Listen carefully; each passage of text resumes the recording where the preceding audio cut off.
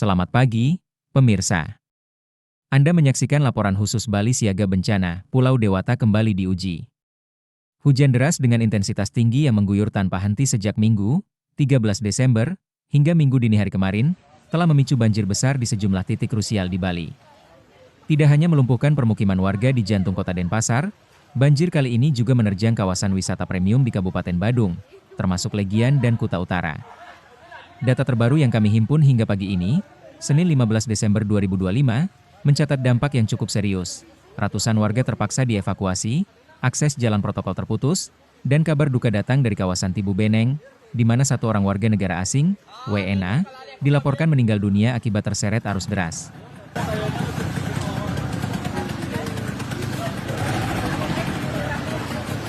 Semuanya bermula pada Sabtu sore. Langit Bali yang biasanya cerah di bulan Desember, tertutup awan gelap cumulonimbus yang membawa curah hujan ekstrim. Badan Meteorologi Klimatologi dan Geofisika, BMKG, wilayah 3 Denpasar sebelumnya memang telah mengeluarkan peringatan dini terkait potensi cuaca buruk. Hal ini dipicu oleh adanya bibit siklon tropis 93S yang terpantau di sekitar perairan selatan Indonesia, memicu belokan angin dan konvergensi yang menumpahkan air dalam volume masif ke daratan Bali.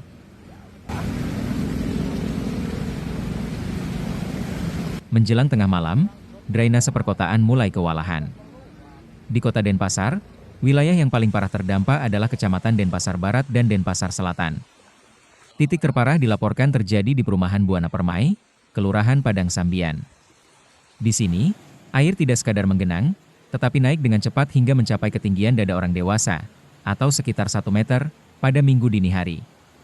Warga yang sedang beristirahat dikejutkan oleh air yang masuk ke dalam rumah dengan arus yang cukup deras. Sementara itu, di Kabupaten Badung, Sungai Tukat Mati yang membelah kawasan wisata Legian dan Kuta kembali meluap. Sungai ini tidak mampu menampung debit air kiriman dari hulu yang begitu besar. Akibatnya, luapan air meluber ke jalan-jalan utama seperti Jalan Dewi Sri dan Jalan Campuhan.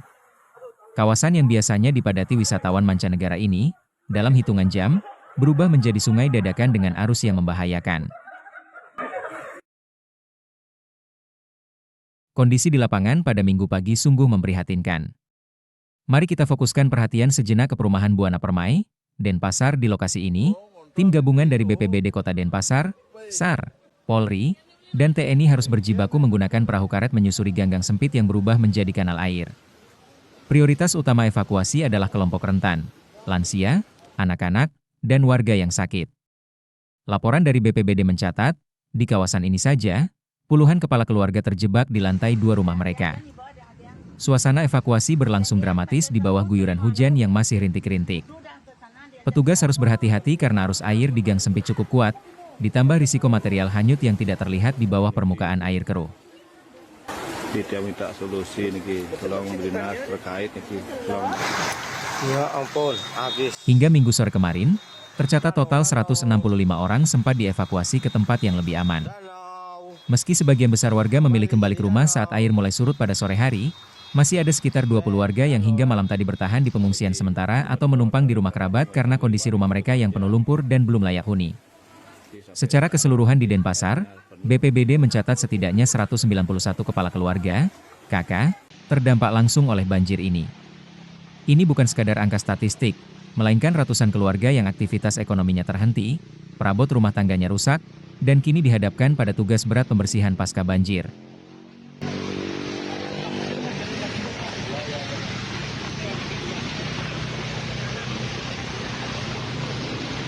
Visual yang beredar luas di media sosial memperlihatkan para turis asing di kawasan Kuta dan Seminyak harus menerobos banjir setinggi lutut hingga pinggang.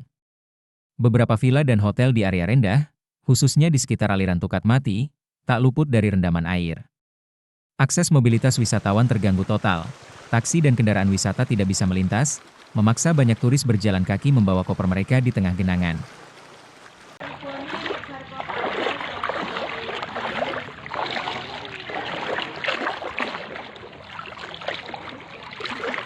Namun, dampak paling tragis dari bencana ini adalah hilangnya nyawa di kawasan Tibu Beneng, Kecamatan Kuta Utara. Seorang perempuan warga negara asing ditemukan meninggal dunia. Berdasarkan informasi yang dihimpun dari kepolisian dan tim SAR, Korban diduga terpeleset dan terseret arus deras selokan yang meluap saat berusaha menerobos banjir dengan sepeda motornya. Jenazah korban dievakuasi pada Minggu siang dan langsung dibawa ke RS Profesor Ngoerah, Sanglah, untuk proses identifikasi lebih lanjut. Kejadian ini menjadi peringatan keras bagi siapapun, baik warga lokal maupun wisatawan, untuk tidak meremehkan arus air saat banjir terjadi. Jalanan yang terlihat familiar bisa berubah menjadi jebakan mematikan saat tertutup air deras.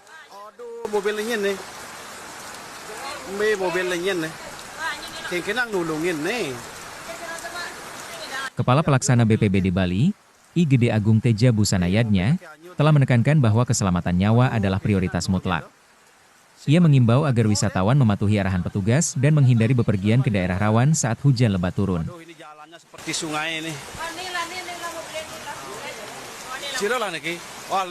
Sejak Minggu siang hingga sore, air di sebagian besar wilayah Denpasar dan Badung dilaporkan sudah mulai surut. Di Jalan Dewi Sri dan Legian, lalu lintas perlahan mulai dibuka kembali, meskipun endapan lumpur dan sampah yang terbawa banjir masih menumpuk di sisi jalan. Dinas Pekerjaan Umum dan Penataan Ruang, PUPR, langsung mengerahkan alat berat dan pompa penyedot air di titik-titik cekungan yang masih tergenang, seperti di kawasan Sanur Kauh dan beberapa titik di Denpasar Barat.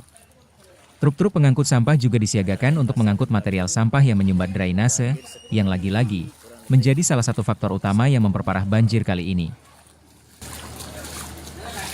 Akses sementara dari Jalan Gunung Athena menuju Kunti ditutup permanen. Pemerintah Provinsi Bali melalui BPBD juga telah mendirikan posko darurat dan dapur umum untuk menyuplai kebutuhan logistik bagi warga yang belum bisa memasak di rumahnya.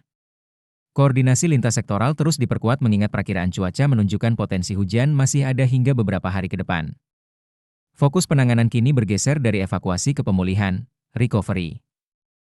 Petugas kesehatan mulai berkeliling memantau potensi penyakit pasca banjir seperti leptospirosis, diare, dan penyakit kulit yang kerap muncul di lingkungan yang kotor.